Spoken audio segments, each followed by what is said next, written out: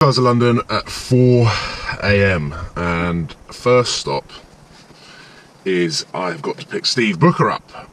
The lights have just gone in the car. It is freezing cold. No one that is attending tonight is going to be awake at this time, apart from me and Steve, because we're driving. We're the idiots that are driving. Whilst I wait for the windscreen to try and de-ice, let me explain the challenge of today.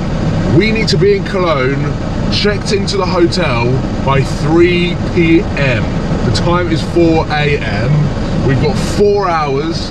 I've got 4 hours to get down into Surrey, pick Steve up, drive to the Eurotunnel, hopefully there's no traffic, get on the Eurotunnel, head into France, then into Belgium, then into the Netherlands, then into Germany and into Cologne. If we get stuck in more than an hour's traffic, because of the time that I had to book the Eurotunnel, because this is also last minute, if we get stuck in any more than an hour's worth of traffic, we're going to be late.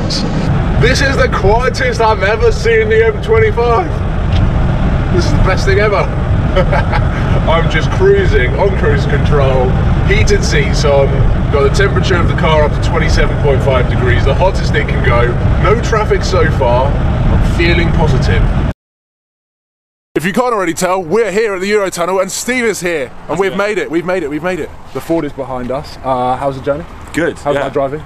Really good. I mean, it was smooth. I almost fell asleep. Also, we're like 3 hours early.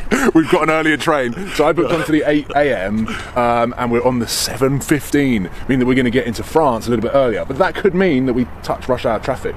Oh, in France. That's not cool.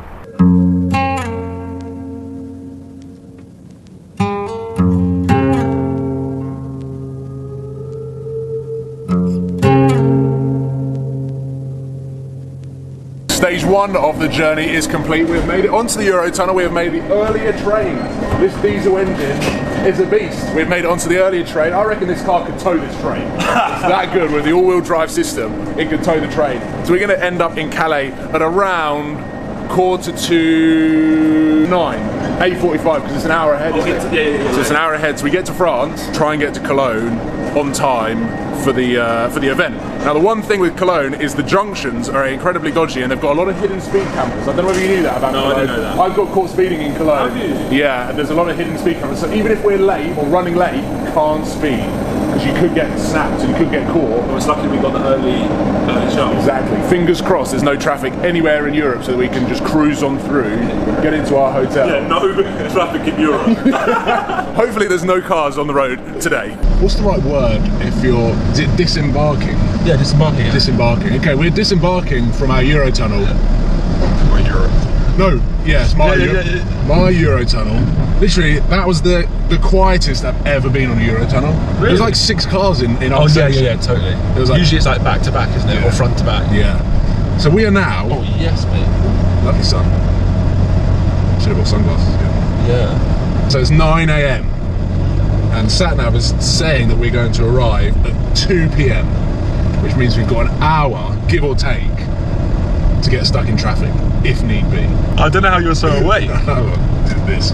My Monster Energy drink. I forgot that you down the whole of that. On the tunnel. I just need like a 20-minute nap and then I'm going to be golden. Cool. Yeah. Perfect. The one thing that we also realised, much to our... I thought I was going to be quite smug about it, but I'm not at all. It's the fact that everyone that's getting on a train, flying to Cologne, yeah, we worked out by the time we're halfway to Cologne, so within 2 hours' time, yeah, that's when people are going to be leaving their house to get to the airport. We're going to be shattered tonight. I think our vlogs are going to go downhill pretty quickly. I mean, already mine. I'm like done 2 clips. Steve tried vlogging, and I think you just forgot English. I forgot that I could talk to a camera. There's a French sign if you want to film the French sign. Yeah, I can do that. Yeah. Yeah.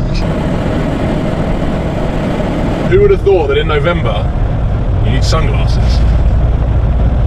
And I know Sam said in one of his latest videos that I don't wear sunglasses. The reason why I don't wear sunglasses, especially on camera, is because I like connecting with my audience and having my eyes there. Like, you're behind sunglasses, you could be looking anywhere.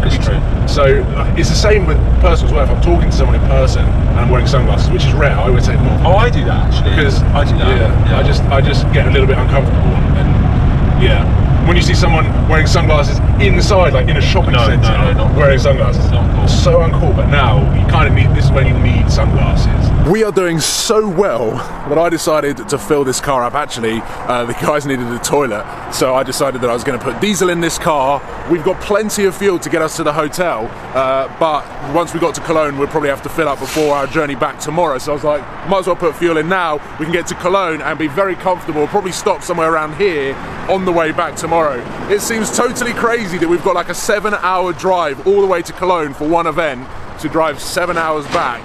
But at the same time, we're having a lot of fun. We have hit Germany. I didn't really want to film Belgium or Netherlands. Not that they're uninteresting countries, it's just the roads that we're driving on are pretty dull. But the German motorways, however, are interesting and exciting. When I picked this car up, I read that the top speed was 124 miles an hour, and now we're on the Autobahn. Nice downhill, 115. We might hit it, we might hit it. Oh, I'm gonna have to back off. Oh, the BMWs, there we go. Right, we've got one more stretch. Come on, 120. We're on 120. Come on. Trying to get there. Ah, I've had to back off. I think maybe we just crept over 120. 120, yeah? Yeah. But that's not bad, I'll take that. The speedo might be a little inaccurate. It might be closer to sort of 100, maybe closer to 115, like 116, 117, but not bad. Not bad. We had a good run there of a little nice downhill. We've got the right sort of temperatures outside to hopefully cut through the air.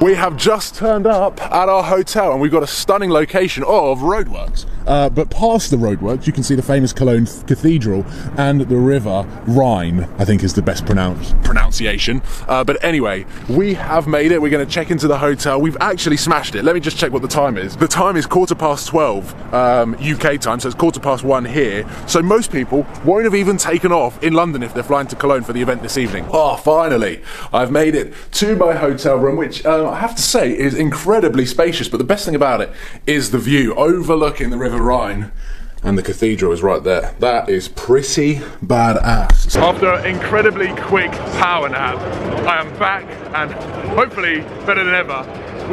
Behind me we have the Team Sky Ford Mustang, and in front of me there is 2,000 people in a massive warehouse ready for a massive Ford Go Further event, but also for the unveiling, the global unveiling of the Ford Fiesta. Quick selfie with the Lego Ford GT.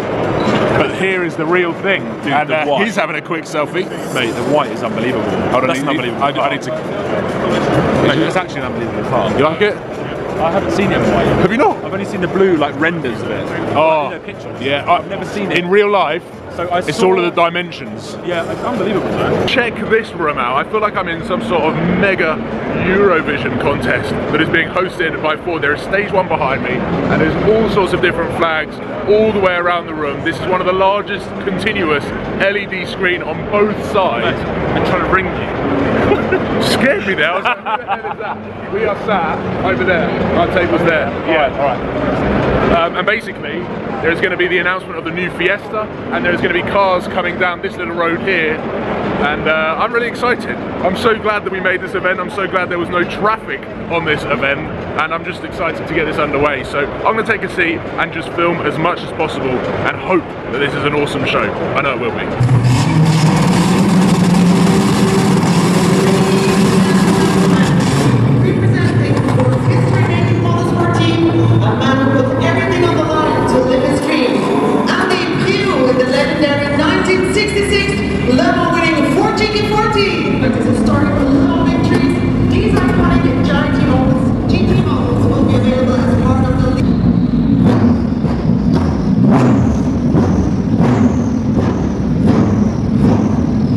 This is the Fiesta.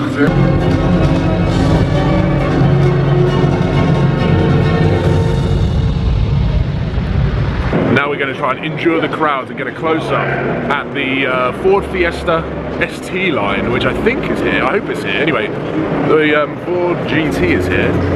Here we go. This is the Fiesta ST line. I've been corrected many times on social media because I got overexcited and thought it was going to be the ST, but it still looks super sporty. And if this is anything to go by in terms of where they're going in terms of design, the actual Fiesta ST that is coming later this year is going to be one mean machine. One thing that I'd like to see is extended wheel arches, both front and rear. Ford, if you're listening, extended wheel arches out there and there, please.